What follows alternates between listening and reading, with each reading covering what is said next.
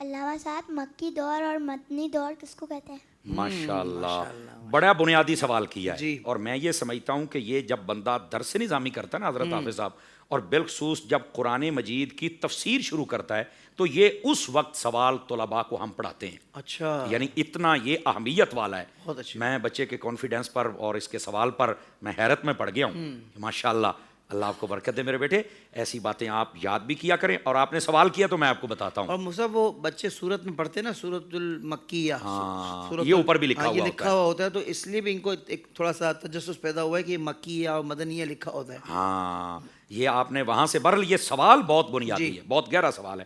اس کے میرے بیٹے دو طرح سے جواب ہے. یہ سارے بچے سوال انہوں نے کیا، لیکن یہ سب کے لیے سیکھنے کے لیے ہوتا ہے. نبی پاک صلی اللہ علیہ وسلم اگر آپ کی زندگی کو دیکھیں نا تو اس کے دو حصے ہیں. ایک مکی یعنی جو آپ نے مکے میں گزاری، ٹھیک ہے، اور دوسری مدنی جو آپ نے مدینے میں گزاری. اچھا، یہ کتنے سال ہیں؟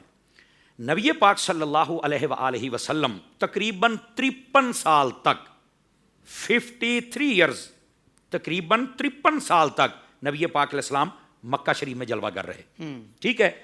اور اس کے بعد جو اگلے 10 سال تھے لگ بھگ کم و بیش، ٹھیک ہے، وہ آپ مدینہ طیبہ میں جلوہ گر رہے. تو یہ پہلی زندگی مکے والی مکی اور مدینے والی مدنی. لیکن یہ ایک اور بات بھی ہے، میں نے کہا تھا نا کہ بچہ چھوٹا لیکن اس کا سوال بہت بڑا ہے. قرآن مجید برہان رشید پیارے بچوں جب ہم پڑھتے ہیں نا تو اس کی صورتوں کے ساتھ مکی اور مدنی لکھا جاتا ہے. تو پھر اس کا کیا مطلب ہے؟ اس کا مطلب یہ ہے کہ جو قرآن مجید نبی پاک علیہ السلام کی ہجرت کرنے سے پہلے نازل ہوا وہ مکی ہے، اور جو ہجرت کرنے کے بعد نازل ہوا وہ مدنی ہے. تو یہ مکی صورتیں ہجرت سے پہلے والی اور مدنی صورتیں ہجرت کے بعد والی. آپ سمجھ آئیے آپ کو؟